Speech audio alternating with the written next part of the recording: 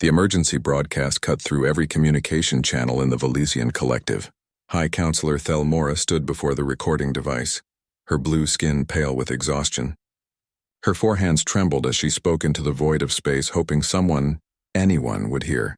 "This is High Counselor Thelmora of the Valesian collective. We are dying.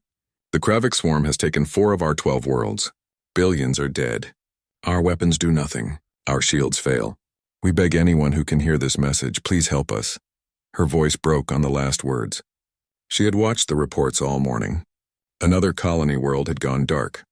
The Kravik had landed their bioships, and within hours, silence. No screams. No final transmissions. Just silence that meant everyone was gone. The message was sent to every known civilization in the galaxy. Thelmora sat in her council chamber and waited. Hours passed, then days. The responses came slowly, and each one crushed her hope a little more. The Arcanate sent a formal decline. Their message was cold and precise. "The Kravik swarm has destroyed 47 civilizations in recorded history. We do not send our people to die in unwinnable wars. The Luminari were gentler in their refusal. We grieve for your people. The Kravik cannot be stopped by conventional means. We recommend immediate evacuation of all remaining worlds." Even the warrior clans of the Draviks, who prided themselves on military strength, sent their regrets. The Kravik adapt to every weapon. They learn from every battle. To fight them is to feed them knowledge. "We will not help you die faster." Thelmora read each message and felt her hope drain away. The galaxy was abandoning them. The Valesians had always been peaceful. They built beautiful cities and created art that made other species weep with joy. They had never wanted weapons or war. Now they would die for their gentleness. Another report came in. The Kravik had landed on Tirhana, one of their most populated worlds. 5 billion Valesians lived there. Thelmora authorized the evacuation, but she knew there was not enough time, not enough ships. Most of those people would die. She was preparing to address her people, to tell them to flee into deep space and hope the Kravik would not chase them, when a new message arrived. The communication officer's voice shook as she announced it. "Counselor, we have a response from a species we have no records of. They call themselves humans. They're from a planet called Earth." Thelmora pulled up the message on her screen. The transmission quality was strange, slightly distorted, as if it had traveled a very long distance. A face appeared on the screen. The creature had only 2 eyes positioned at the front of its head like a predator. Its skin was a pale tan color, and it had hair only on the top of its head. It wore a dark blue uniform with symbols she did not recognize. "This is Captain G1 of the Earth Defense Fleet," the creature said. Its voice was steady and calm. "We received your distress call. We're coming to help. 3 ships are already en route to your coordinates. We'll arrive at Tirhana in 72 hours. Hold on." The message ended. Thelmora stared at the blank screen. She played the message again. And again. The human's face showed no fear, no hesitation, just quiet determination. "Do we know anything about these humans?" Thelmora asked her science advisor. The elderly Valesian brought up what little information they had. "Very little, Counselor. Their home system is in the Perseus Arm, far from our usual trade routes. We've never had contact with them. I'm searching our databases for any mention of Earth or humans. And nothing. They're completely unknown to us." Thelmora felt a chill. An unknown species was coming to help them? Why, what did they want? But another part of her, the desperate part that had watched billions die, wanted to believe. Maybe these humans could do what no other species would. Maybe they did not know the Kravik were unstoppable. She sent a return message thanking the humans and warning them about the Kravik's abilities. She explained how the Kravik's bioships adapted to energy weapons, how their warriors could shrug off projectiles, how their toxins killed within seconds. She wanted the humans to know what they were flying into. 3 days later, the human ships arrived. Thelmora was on the defense station orbiting Tirhana when they emerged from slipspace. She had expected massive warships, the kind the Arcanate used, with gleaming hulls and weapons that could crack planets. Instead, she saw 3 vessels that looked almost primitive. They were smaller than she expected, covered in thick armor plating and studded with what appeared to be simple kinetic cannons. "Those are their warships?" her military commander asked, his voice filled with doubt. The human ships moved into formation with practiced precision. A communication request came through. Thelmora accepted it immediately. Captain Jiwan appeared on the screen again. She looked exactly as she had in the first message, calm, focused, ready. High Counselor Thelmora. We're here. What's the situation on the ground? Thelmora explained quickly. The Kravik had landed in the northern continent. They were moving through the cities, killing everything. Evacuation ships were trying to reach the southern cities, but the Kravik bioships controlled the air. Millions were trapped. Understood, Jiwan said. We're going to insert a ground team to secure an evacuation corridor. My other ships will engage the Kravik in orbit. How many people do you need extracted? 4 million are trapped in the southern cities. But Captain, you don't understand.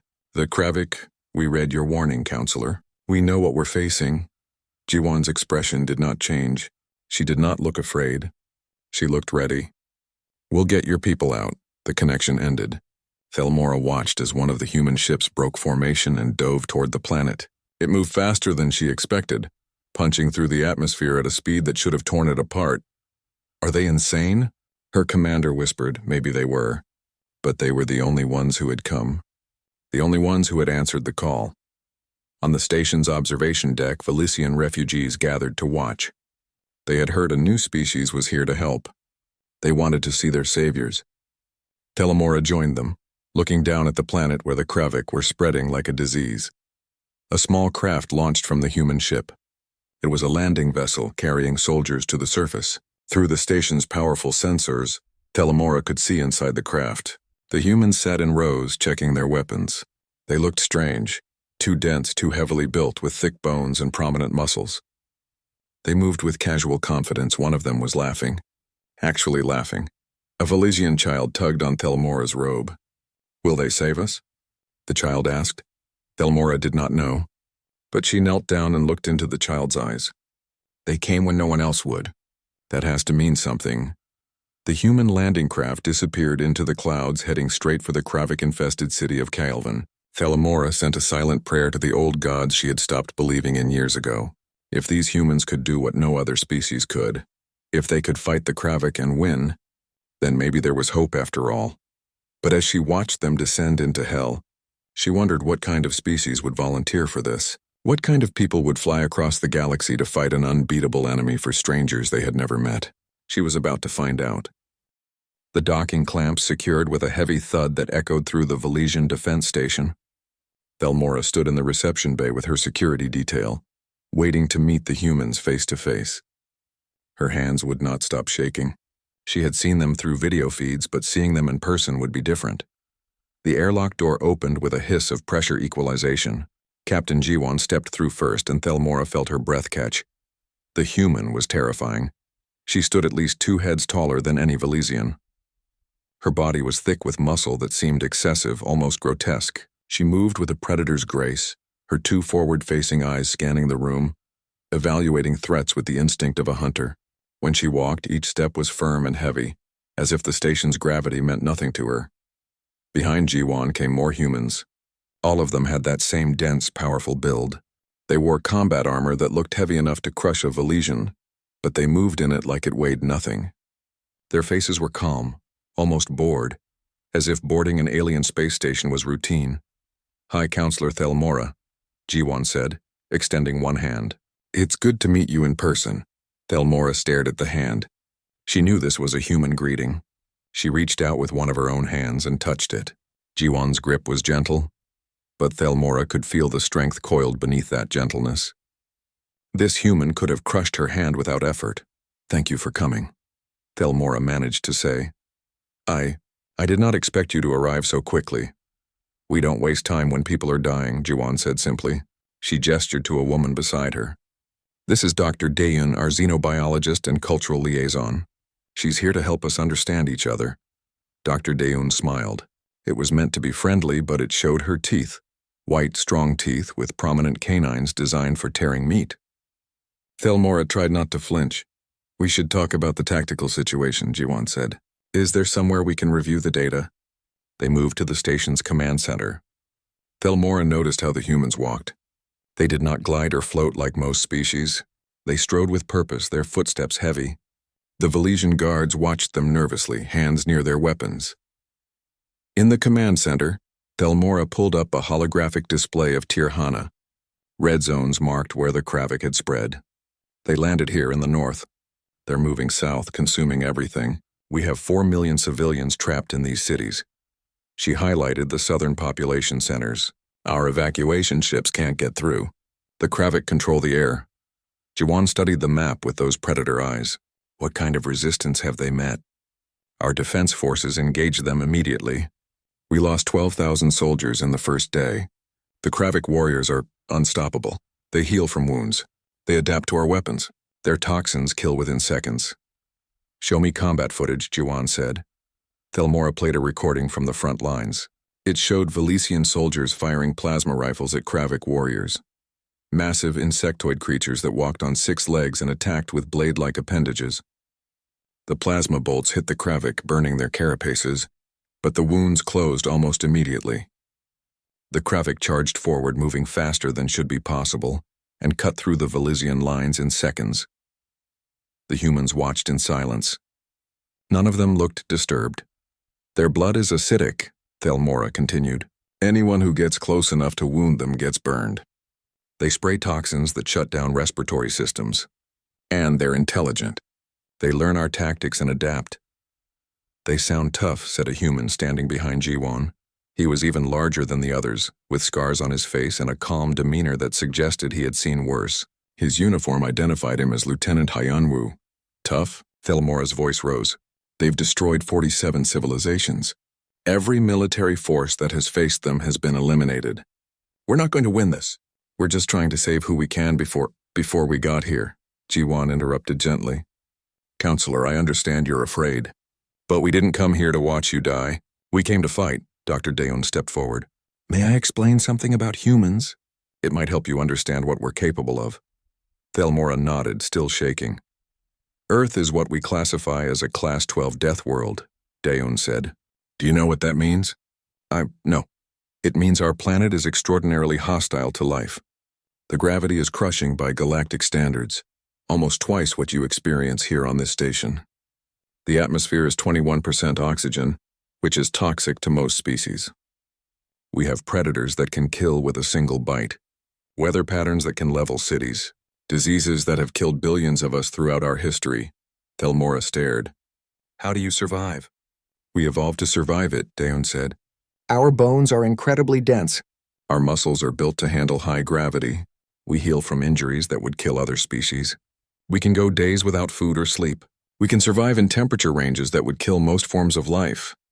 One of the Velician officers spoke up. You're saying you evolved on a planet that tried to kill you?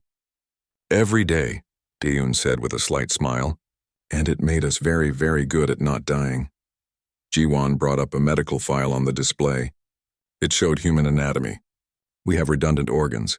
If one kidney fails, we have another. Our liver can regenerate. Our bones can heal from fractures. We have an immune system that can fight off most toxins. And we have something called an adrenaline response. When we're in danger, our bodies flood with hormones that make us faster, stronger, and able to ignore pain. Thelmora looked at the anatomical display with growing horror. These humans were built for war. Their entire biology was designed to survive and fight. You're predators, she whispered. We're survivors, Jiwan corrected.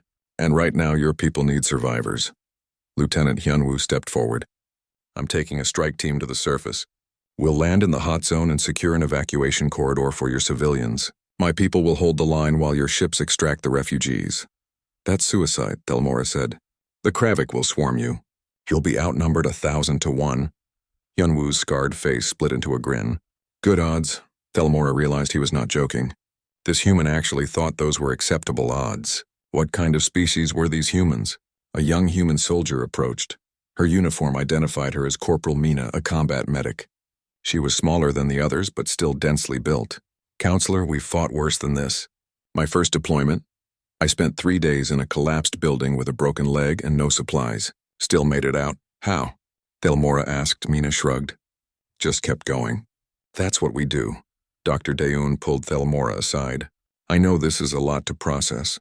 You're meeting a species that evolved in hell and learned to thrive there. We look like monsters to you, but we're here to help. That's also part of our nature. Humans survive by working together, by protecting each other, by never leaving anyone behind. Even strangers? Thelmora asked. You don't know us. Why would you die for us? Because you asked, Daeun said simply. Because you needed help and no one else came. That's enough for us. Hyunwoo was already organizing his team, 30 humans in full combat gear, checking their weapons with practiced efficiency. They carried kinetic rifles, simple projectile weapons that seemed primitive compared to energy weapons. But watching the humans handle them, Thelmora understood. These were tools these humans knew intimately. A young pilot named Taejin was preparing the landing craft. He looked barely old enough to serve, but he moved with confidence. We'll punch through their air defense, he told Hyunwoo. Get you on the ground right in the middle of the city. You're going to fly directly into a combat zone? A Valesian flight officer asked, horrified. Taejin grinned. That's the job. The humans began boarding the landing craft. They joked with each other, their voices relaxed. One of them, Private Sujin, the youngest of the group, was actually singing something in her native language.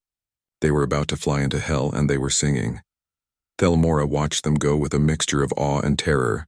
These humans were not like any species she had ever met. They were dangerous, powerful, and absolutely fearless.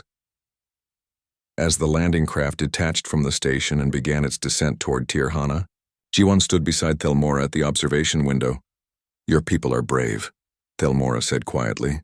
Foolish, maybe, but brave. We prefer the term stubborn, Jiwon said. We're very good at not knowing when to quit. On the view screen, they watched the landing craft dive through the atmosphere, straight toward the Kravik-held territory. Inside that small vessel, 30 humans were about to face an enemy that had destroyed civilizations. And somehow, watching them go, Thelmora felt hope for the first time in weeks. The landing craft shook as it punched through Tirhana's atmosphere. Inside, Lieutenant Hyunwoo gripped his rifle and looked at his team. 30 humans in full combat gear, ready to face an enemy that had destroyed dozens of civilizations. They did not look worried. Corporal Mina was making jokes. Private Sujin was checking her ammunition for the third time. Sergeant Kwan was taking a nap. 2 minutes to landing zone, Ensign Taejin called from the cockpit. I'm reading multiple Kravik biosignatures. Looks like the whole neighborhood wants to say hello. Good, Hyunwoo said. I'd hate to crash the party without any hosts. The craft dropped fast, weaving between buildings as Kravik air units tried to intercept. Taejin flew like he was dancing, pulling maneuvers that would have killed most species from the G-forces alone. The humans barely noticed. They hit the ground hard in the middle of Kelvin, a city that had been beautiful once. Now it was a war zone. Buildings were collapsed. Streets were covered in the black organic matter the Kravik left behind, and in the distance, moving through the ruins, were the Kravik themselves. The rear hatch dropped open. Hyunwoo was first out, boots hitting the pavement. The air stank of death and the chemical smell of Kravik bioweapons. His visor display lit up with enemy contacts. Dozens of them. Maybe hundreds. Contact front. Someone shouted. The Kravik came fast. They were huge. 3 meters tall, walking on 6 legs with blade arms that could cut through steel. Their carapaces were dark blue-black, covered in the scars of previous battles. They moved with horrible speed, scuttling over rubble and through buildings like insects. Fire, Hyunwoo ordered. The humans opened up with kinetic rifles. The sound was deafening. Simple gunpowder weapons, ancient technology by galactic standards. But the heavy rounds punched through Kravik carapaces like paper. The lead creatures went down, ichor spraying from massive wounds, but they got back up. They're healing, Sujin shouted. Then shoot them again, Mina yelled back, putting 3 rounds into a Kravik's head. It went down and stayed down this time. The Kravik kept coming. They did not know fear.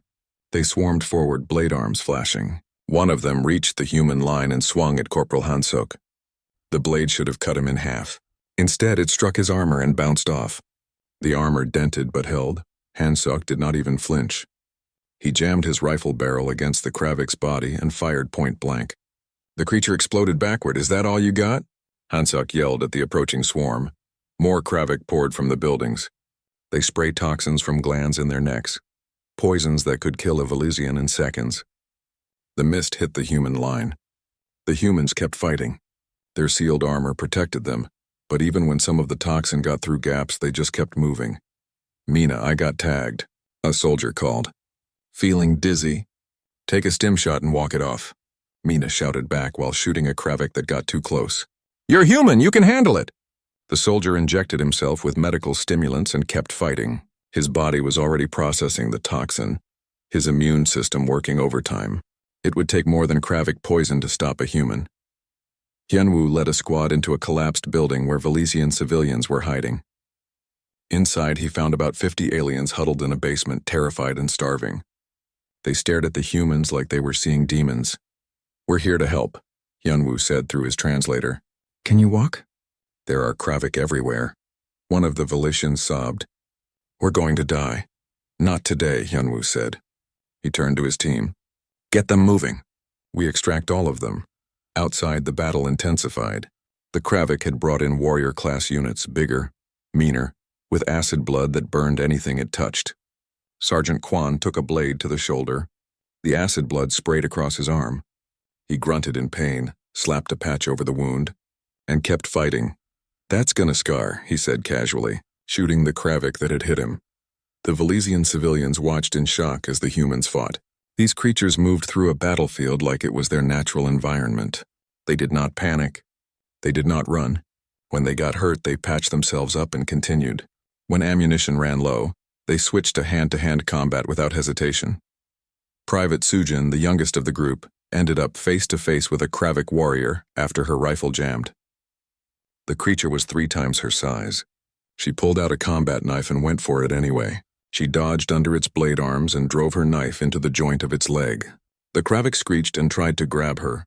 She rolled away, came up with a grenade and threw it directly at the creature's face. The explosion sent chunks of Kravik everywhere. "Still got it," Sujin yelled, pumping her fist. Hyunwoo organized the evacuation. The humans formed a corridor, fighting the Kravik while the civilians ran toward the extraction point. The Velesians were slow. They were not built for running on this heavy world. The humans had to carry many of them. Soldiers hoisted aliens onto their backs and ran through enemy fire like it was nothing. Mina carried 3 Velesian children at once, her armor's strength enhancement doing most of the work. She was also fighting with one hand, shooting Kravik that got too close. "Move, move, move," she shouted. "We got more civilians coming." In orbit, Captain G1 watched the battle through drone feeds. She saw her people fighting in conditions that would have broken any other military. She saw them taking casualties but never stopping. She saw them protecting civilians with their own bodies. "Commander Bora," she said to her naval officer, "I need fire support on these coordinates."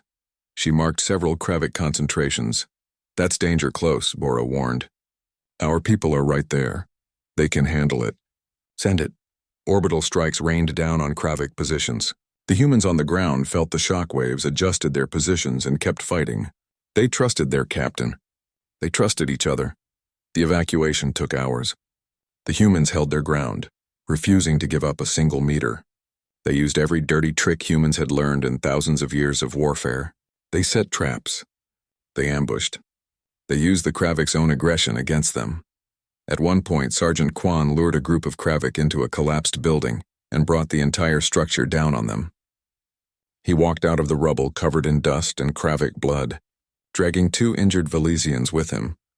"Building wasn't stable anyway," he said with a shrug. As night fell, the humans switched to night vision gear. The Kravik could see in the dark. So could humans. The battle continued without pause. Thelmora watched from the defense station, unable to believe what she was seeing. These humans had been fighting for 8 hours straight. They had taken casualties, 5 dead, 12 wounded. But they had not broken. They had not retreated, and they had saved 4,000 Velesian civilians so far. "How are they still fighting?" her military commander asked, his voice filled with awe and horror. "They should be exhausted. They should be dead."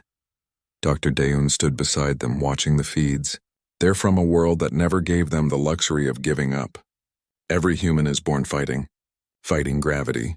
Fighting weather. Fighting predators. Fighting disease. They don't know how to quit because quitting means death where they come from. On the ground, Hyunwoo took a direct hit from a Kravik blade. It cut through his armor and deep into his side. He felt his ribs crack, felt the acid burn. He applied a medical patch, injected himself with painkillers and combat stimulants, and kept giving orders. "Taejin, we need that extraction ship now," he called. "On approach." The young pilot's voice came back. "Hold for 30 seconds. 30 seconds felt like a lifetime. The Kravik were swarming, trying to overrun the human position.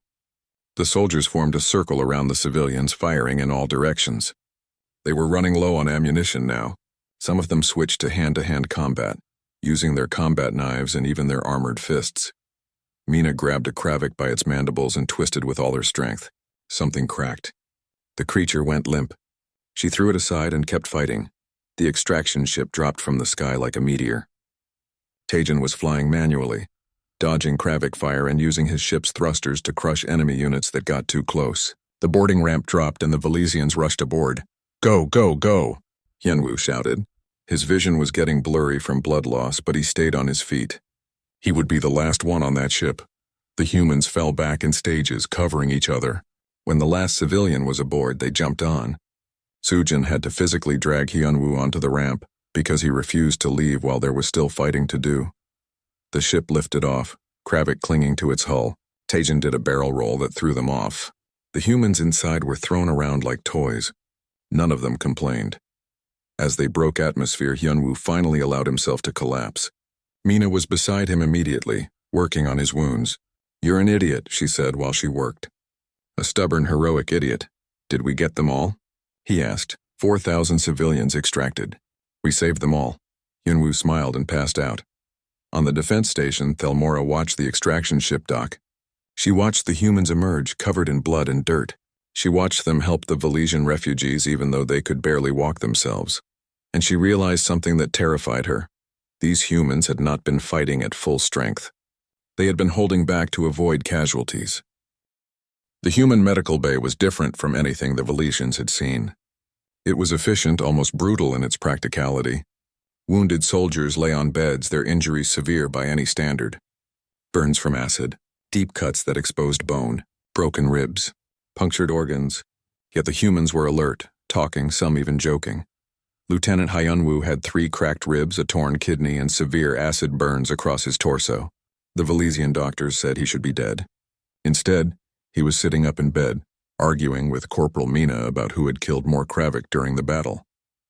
"You're counting the ones I softened up for you," Mina said, checking his bandages. "Those don't count as your kills. If they died after I shot them, they're mine," Hyunwoo argued. High Counselor Thelmora stood at the entrance of the medical bay, trying to understand. Dr. Daeun noticed her and walked over. "How are they alive?" Thelmora asked quietly. "Human resilience," Daeun said. "Our bodies are designed to keep functioning even with severe damage." Hyunwoo's remaining kidney is working overtime. His bone marrow is producing extra blood cells. His immune system is fighting off infection. He'll be back on duty in 3 days. 3 days? Maybe 2 if he ignores doctor's orders. Which he will. Thelmora walked through the medical bay. She stopped at the bed of a young soldier who had lost an arm in the fighting. The limb had been torn off by a Kravik blade. The soldier, his name tag read Private Donghyun, was reading something on a datapad with his remaining hand. "I'm sorry for your loss," Thelmora said carefully. Donghyun looked up and smiled. "It's all right. They're fitting me with a prosthetic next week. I'll be back in action soon. You want to fight again?" "Of course." "The job's not done yet." Thelmora felt tears forming. These humans had sacrificed so much for her people. She moved on to where Captain Jiwon was standing, overlooking a holographic display of the war's progress.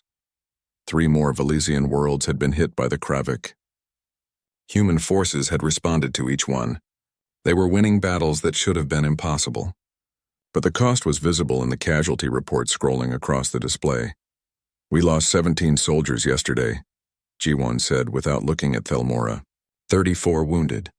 We're taking heavier casualties than any campaign in the last decade." "I'm so sorry," Thelmora whispered. "You should not be dying for us," Jiwon turned to face her. "The moment we answered your call, your people became our responsibility. We don't abandon our responsibilities. But why? You don't know us. We're aliens to you. Strange creatures from another world. Why would you sacrifice your lives for strangers?" Jiwon was quiet for a moment. "Let me show you something." She pulled up a historical file from Earth's database. It showed images from humanity's past. Wars, disasters, famines. But also images of humans helping each other. Humans pulling strangers from burning buildings. Humans sharing food during famines.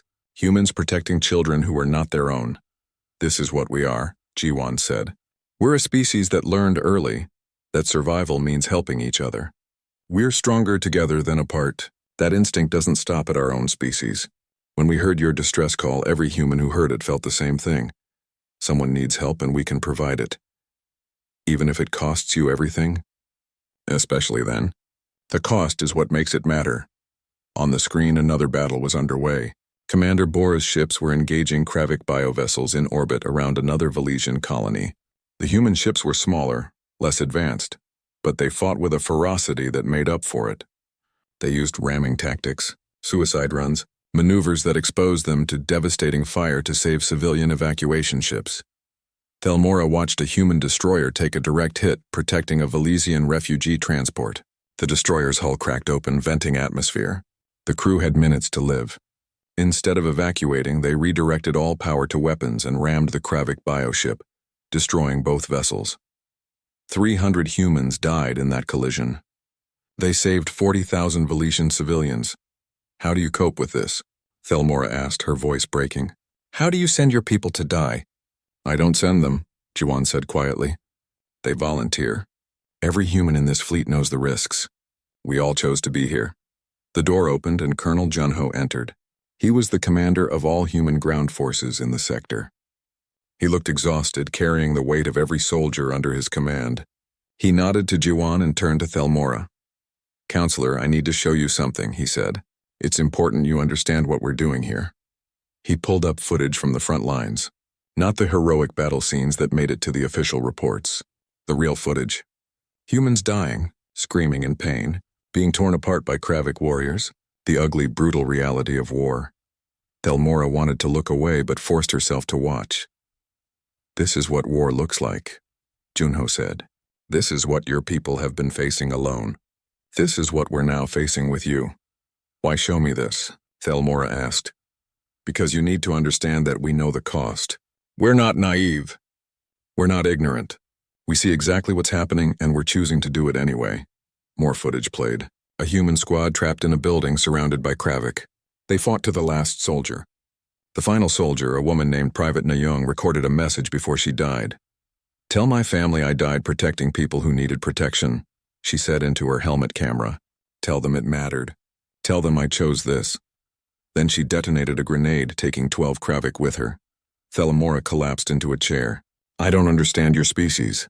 I don't understand how you can be so violent and so compassionate at the same time. We learned violence from a violent world, Daeun said, joining them. But we learned compassion from each other. Both are part of our nature.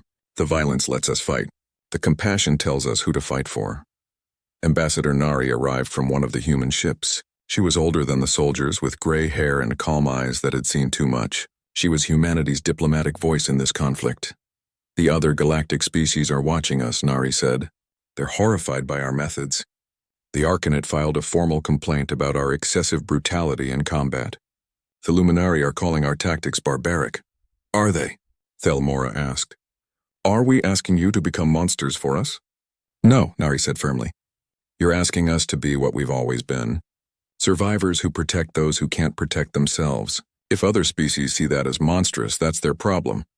The holographic display updated with new intelligence. Lieutenant Hyunwoo's team had captured a Kravik command node during their last mission. Despite his injuries, Hyunwoo had led the assault personally. The intelligence they gathered was invaluable.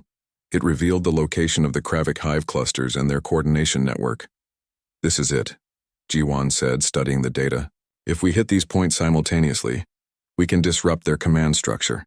It might give us a chance to take back your worlds. It will cost more lives, Junho said quietly. Many more. The Kravik will defend these positions with everything they have. How many? Thelmora asked. Junho did not sugarcoat it. We're projecting 40% casualties. Maybe higher, 40%. Nearly half of the human forces would die or be wounded. Thousands of humans would pay the price for a chance to save the Valesians. I can't ask you to do this, Thelmora said. I can't ask you to sacrifice so many. You're not asking, Jiwan said. We're offering. The human officers began planning the operation. Thelmora watched them work with mechanical efficiency. They calculated casualty rates like they were planning a construction project. They assigned soldiers to what were clearly suicide missions, and those soldiers accepted without complaint. Later, Thelmora visited the human memorial wall. It was a simple thing, a metal panel with names engraved on it, names of the soldiers who had died fighting for the Valesians. The list grew longer every day. Private Nayung, Corporal Wubin, Lieutenant Seungjin, Sergeant Youngsuk, on and on. A young human soldier stood beside her. It was Private Sujin, now recovered from her wounds. She was touching one of the names gently. "Did you know him?" Thelmora asked. "Seungjin was my training instructor," Sujin said. "He taught me how to survive. How to keep fighting when everything goes wrong. Are you angry? That he died for aliens?" Sujin looked at her with those predator eyes. "No, I'm honored that I got to serve with him. He died doing what humans do best, protecting others. There's no better way to go." Thelmora realized something then. These humans were not just warriors. They were not just violent Deathworlders. They were people who had turned their capacity for violence into a shield for others. They had taken the brutality their world had taught them and chosen to use it for protection rather than destruction. That night, Thelmora addressed her people. She told them about the human sacrifice, about the soldiers who died protecting Valesian civilians, about the fleet that came when no one else would. "We will never forget what they've done for us," she said, "and when this is over, if we survive, we will ensure the galaxy knows what humanity truly is. Not monsters, not Deathworlders, heroes who answered when we called." In the human fleet, soldiers prepared for the next battle. They checked their weapons, said goodbye to friends, wrote final messages to families back on Earth, and then they went to fight knowing many would not return. The final assault began at dawn on 3 worlds simultaneously. The human fleet divided its forces, hitting the Kravik hive clusters all at once. It was a desperate gamble. If they failed, both humanity and the Valesians would be destroyed. Lieutenant Hyunwoo led the ground assault on Velis Prime, the Valesian homeworld. His wounds had not fully healed, they never would, but he could fight, and that was enough. His platoon dropped through heavy fire, their landing craft taking hits that would have destroyed any other vessel. They made it to the surface with only minor casualties. The Kravik were waiting, thousands of them, maybe tens of thousands. The bioforms had created massive nests in the ruins of Valesian cities. Organic towers pulsed with alien life. The air itself seemed to move with hostile intent. "Well," Corporal Mina said, looking at the army before them, "this is going to hurt." "Probably," Hyunwoo agreed. "But we've had worse," they advanced. The Kravik came at them like a living wave. The humans met them with gunfire, grenades, and pure stubborn refusal to die. The battle was chaos. Soldiers fell, got back up, fell again. Some did not get up. Private Sujin fought beside a wounded Valesian soldier who had refused to evacuate. The alien was using a plasma rifle he barely knew how to operate. Sujin covered him, killing Kravik. "That got too close. Why do you fight like this?" The Valesian gasped between shots. "You're not invincible. You bleed. You die." "Yeah," Sujin said, reloading. "But we're too stubborn to stay down." In orbit, Captain Jiwon commanded the naval assault. Her ship, the Soul, was the largest vessel in the human fleet. It was still smaller than a single Kravik bioship. She did not care. "All ships engage at will," she ordered. "Target the hive ship. Everything we have." The human fleet attacked in a formation that made no sense to military doctrine. They flew too close together. They exposed themselves to devastating fire, but it worked. The concentrated firepower punched through the Kravik's biological shields. Ensign Tajin piloted his fighter straight into a bioship's firing port, releasing his payload of high explosives directly into its core. The explosion tore the ship apart from inside. Tajin barely made it out alive, his fighter burning and falling toward the planet. "Tajin, eject," Jiwon ordered. "Can't! Controls are gone. I'm going to try to land this thing." He did, somehow. The fighter crashed into a Kravik nest, causing more destruction. Tajin crawled out of the wreckage, grabbed a rifle from a fallen soldier, and joined the ground forces. "I'm a pilot, not a ground soldier," he muttered while shooting Kravik. "This is so outside my job description." On another world, Colonel Junho's forces had reached a Kravik coordination center, a massive organic structure that controlled the swarm's movements. Taking it would cripple the Kravik in this entire sector. It was also defended by their most dangerous warriors. Junho led the assault personally. They fought through layers of defenders, each wave more deadly than the last. The casualties mounted. 50 humans went in. 40 came out. Then 30. Then 20. Junho kept going. They reached the core chamber where the Kravik queen mind resided. It was not like any creature they had seen. It was vast, pulsing with bioluminescent light, connected to thousands of neural tendrils that controlled the entire swarm. "Plant the charges," Junho ordered. His team worked quickly, placing explosive charges while fighting off the Queen Mind's guardians. A massive Kravik warrior caught Sergeant Quan with a blade that cut through his armor and deep into his chest. Quan fell, blood pouring from the wound. "Quan," someone shouted. "Finish the mission." Quan gasped. He rolled a grenade toward the approaching Kravik and detonated it. The explosion bought them precious seconds. The charges were set. Juno's team retreated, carrying their wounded. Quan was still alive somehow. Humans were very hard to kill. "Detonate in 30 seconds, Junho said. "Move," they ran. The explosion behind them was massive. The Queen Mind screamed, a sound that echoed through every Kravik's mind across 3 worlds. The coordination network collapsed. The swarm became confused, disorganized, and the humans pressed their advantage. On Velis Prime, Hyunwoo felt the change immediately. The Kravik stopped coordinating. They were still dangerous, still deadly, but now they were individuals rather than a unified force. His platoon pushed forward, gaining ground for the first time. "They're breaking," Mina shouted. "Keep pushing." The battle raged for 3 more days. 3 days of constant fighting. Humans held their ground, refusing to give up a single meter they had claimed. The Velesian Defense Forces, inspired by human determination, joined the battle. They were still not natural warriors, but they fought with courage they did not know they had. High Counselor Thelmora watched from the command station. She saw humans dying on her view screens, saw them falling and being replaced by others who stepped forward without hesitation. She counted casualties, numbers that would have broken any other military force. But the humans did not break. On the 4th day, the Kravik began to retreat. It was the first time in recorded history that they had withdrawn from a conflict. The human assault had been so devastating, so costly to the swarm, that continuing was not worth it. Captain Jiwon did not let them leave peacefully. Her ships pursued the retreating bioships, destroying as many as possible. She was not merciful. She was practical. Every Kravik ship they destroyed now was one that would not threaten another civilization later. The Soul took critical damage during the pursuit. The bridge was breached. Jiwon sealed her helmet and kept giving orders while her crew fought fires and patched holes. Commander Bora died in that breach, crushed by a collapsing bulkhead. Jiwon recorded his final words for his family and continued the mission. When the battle finally ended, the cost was clear. 40,000 human soldiers had deployed to Velesian space. 16,000 were dead, another 11,000 wounded. The fleet had lost 8 ships completely. Another 15 were damaged beyond immediate repair, but the Velesians were saved. The Kravik had been pushed back. Their coordination network was destroyed. Their bioships were scattered. It would take them decades to rebuild, and by then, the galaxy would be ready. Ambassador Nari traveled to the Galactic Assembly to address the Council. Representatives from dozens of species gathered to hear what the humans had done.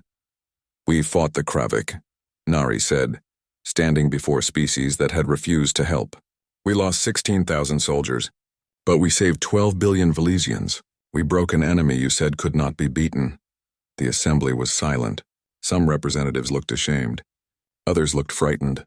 The Arcanet representative finally spoke. "Your tactics were brutal, inefficient. You took casualties that no rational military would accept." "We took casualties that saved lives," Nari corrected. "We did what you were too afraid to do." "And now the galaxy fears you," the Luminary representative said. "You've proven you're capable of terrible violence." "We've proven we're capable of terrible sacrifice," Nari replied. "There's a difference. We don't seek war. We don't want conquest. But when someone asks for help when people are dying and no one else will act, then yes, we will fight. We will bleed. We will die, because that's what our world taught us to do." She pulled up images from the war. Human soldiers protecting Velesian children, human medics treating alien wounded, human ships ramming enemy vessels to save civilian transports. Images of sacrifice and heroism.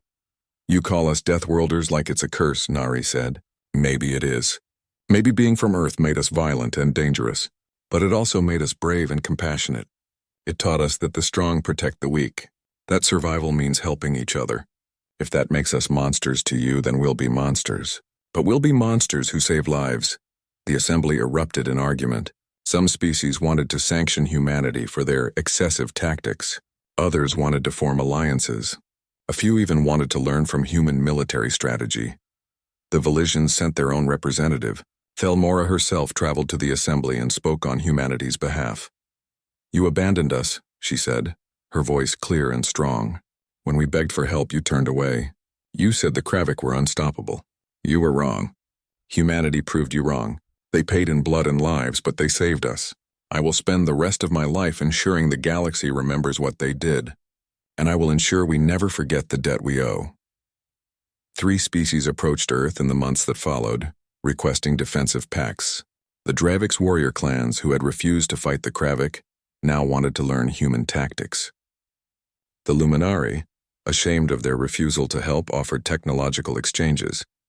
Even the Arcanid, proud and ancient, sent quiet inquiries about alliance. Humanity accepted some offers and declined others. They were not interested in becoming the galaxy's police force, but they made it clear, when someone called for help, humans would answer. Lieutenant Hyunwoo retired from active duty. His wounds were too severe for frontline combat. He stayed in Velisian space, training their defense forces. He taught them human tactics, but more importantly, he taught them human determination. Corporal Mina received the highest honor the Velisians could offer. During her acceptance speech, she made jokes that the translators struggled with. The Velisians laughed anyway. They were learning to understand human humor. Dark, strange, but somehow comforting. Captain Jiwon was promoted to admiral.